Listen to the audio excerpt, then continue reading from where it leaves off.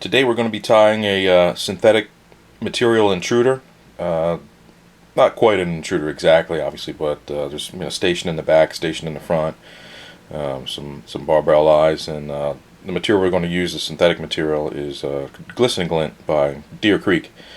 I really like this material. I'm on the pro team, but as far as an unbiased opinion, it's one of the best synthetic fibers out there for creating bait fish, various styles of bait fish. So this is going to be tied on a tube, and as you can see, there's a pretty long junction tube in here. That's just to push the hook to the back. But we'll get started here, and here we go. So we'll get some thread on the tube here.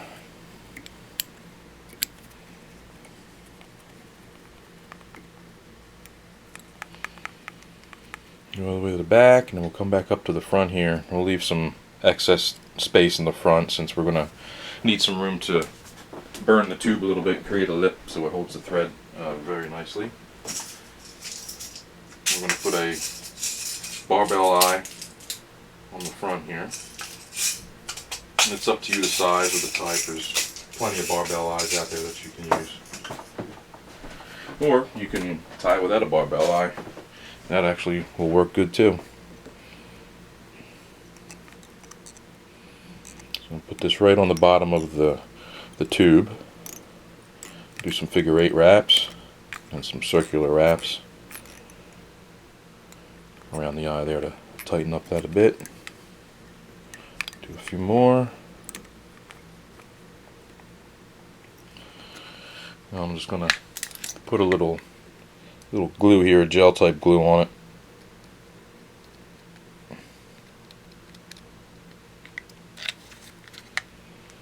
Now I can take my bobbin, spread this glue around that eye a little bit just so it's nice and secure. Push it in the little gaps in the thread there, and it'll help bond it nicely to the tube.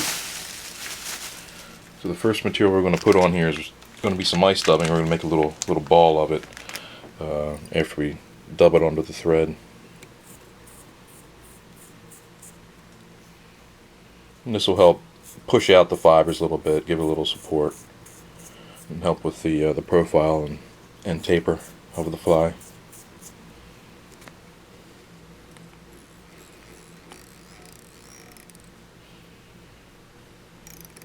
It doesn't really have to be a huge ball. I'm using red in this case just to add a little attractor in the back there.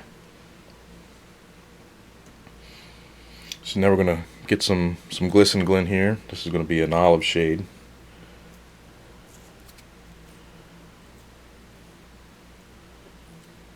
Just going to try to judge the length I want here. That way I can trim off some of this extra material in the front. We won't have as many fibers in the way when we tie it in. I'm actually going to tie this in with the nice tips facing forward and the blunt tips facing to the rear. I'm going to tie that in right on top of the tube. I'm going to use my nail to spread it out over the top half of the tube as evenly as I can. Make a few more wraps. Then we're going to get some white Gliss-N-Glint. We'll do the same thing here. Measure what we want as far as length. Do a little trim in the rear.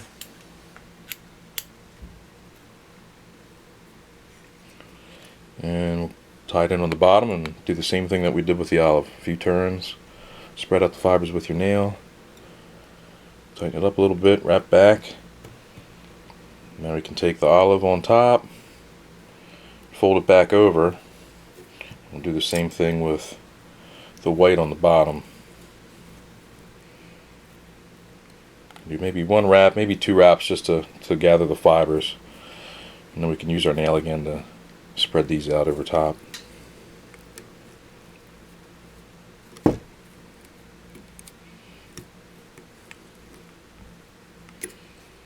You don't really need too much. We're going to trim this up a little bit later, but it's alright if it's a little bit long right now. Because our junction tubing is actually going to be pretty far in the back. It's actually going to be one of a longer junction tubing, as you can see here. Just using my scissors to hold it. So it's going to be pretty long. That way our hook's in the back in case we get a nipper. Just wants to come with the back and give a little taste test. Hopefully we'll get those with the junction tube being so long. Right, so next here one we got is going to be some flat braid. This is like a pearl holographic flat braid. Just tie that into the tube or the shank, whatever you want to call it there. It's basically, tube's basically tying on the shank, just different rigging. You can wrap this forward, or you can use the rotary function of your vise. I find this wrapping it a little bit easier with my 2-ply vise the way I have it set up. So get forward, and then just behind the eye here you can tie off the flat braid with about 3 turns. We'll trim that off. Next thing we want to do is wrap back over that flat braid a little bit. It'll help keep the fly nice and durable. Now we're going to take some more ice dubbing. This time it's going to be a pearl. I'm going to make another ball of dubbing right behind the eyes here. You want to make sure you leave a little space behind the eyes, since we're going to add some more, well, actually we're going to add some slopping and some more Gliss-N-Glint on the top and bottom, the same combination we did in the back.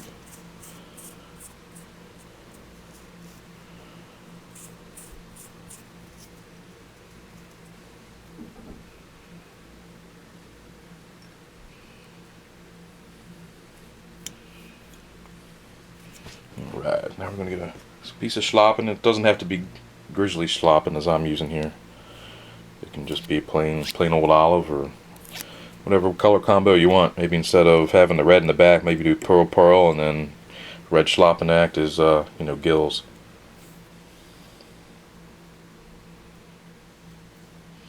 Got this all prepared now. We're going to use this back half to wrap with, but we're going to trim the front here. Just leave a little triangle. Tie that in with some nice firm wraps.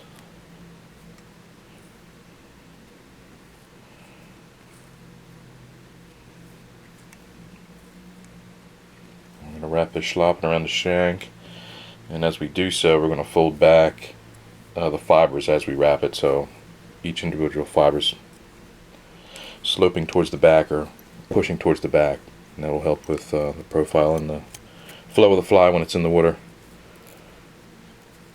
Stems being a little bugger getting in my way wrapping, but that's part of fly tying.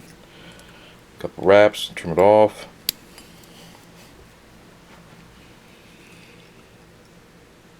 And if you want to go back over the stem a little bit, that's fine. Won't hurt anything, it'll make the fly a little stronger. I'm going to get some more Gliss-N-Glint here. Measure how long we want this. You don't want it to go all the way back to the length of this orange here in the back. You actually want it to stop a little bit short, maybe halfway.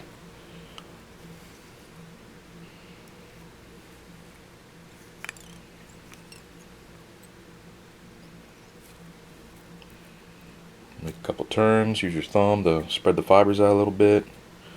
Now I'll grab some white Gliss-N-Glint.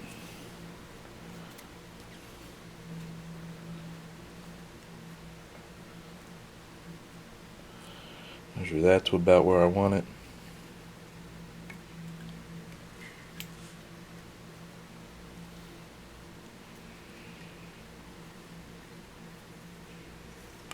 Tie the white on the bottom. Again, use your nails to spread those fibers out. A couple more turns, keep it secure. And we can fold back both the white and the olive at the same time. And make a couple turns over the thread, or excuse me, over the Gliss-N-Glint. It doesn't have to be tight turns, but just enough to control it and fold it back. That way we can use our fingers to spread the fibers out nicely.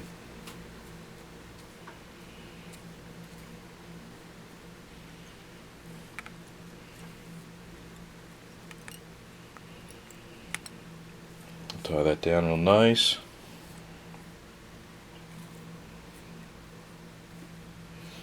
Now we're going to get some crystal flash or flash-a-boo, depends on what you like for your flash. You know, it's up to you. For this, we're going to get some, it's called an emerald green, I think, but it's more of a like a black and a olive almost, with a green tint to it. A couple turns on top here. I can fold back the front. Just add just a little bit more interest to that fly as it swims through the water.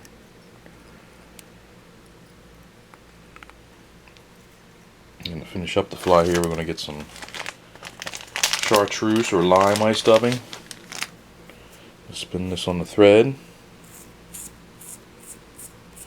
And we're going to use this to wrap around the barbell eyes and finish off the head.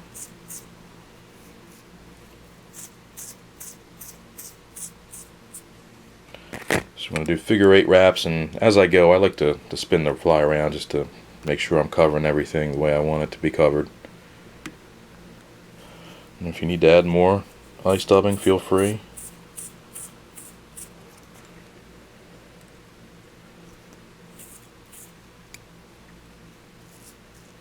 Just a touch more. And pull all these fibers back. I can finish off with a little head here.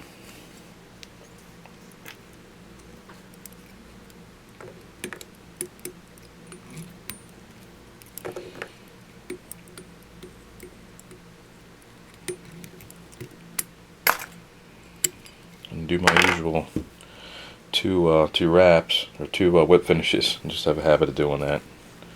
And that's basically the fly right now. So I'm going to zoom out a little bit.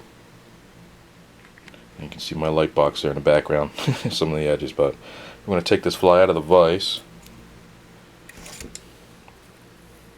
We'll leave it on the pin. But as you can see, it just needs a little trimming. So I like to hold it vertical in front of me, like so, with the head pointed away. I can flare these fibers out a little bit. That way I can kind of get the taper I want.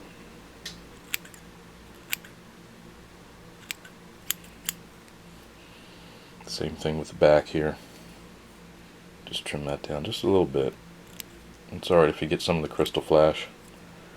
And again, it's okay if it stays messy. It'll flow back in the water and it'll give a nice profile.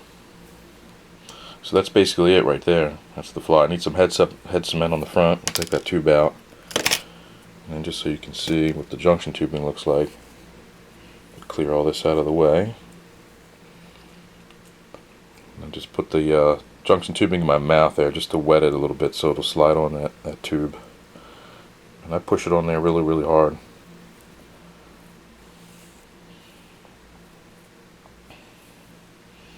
So that's basically what the fly will look like when you're finished. We got some extra tubing here at the front, so trim some of that off.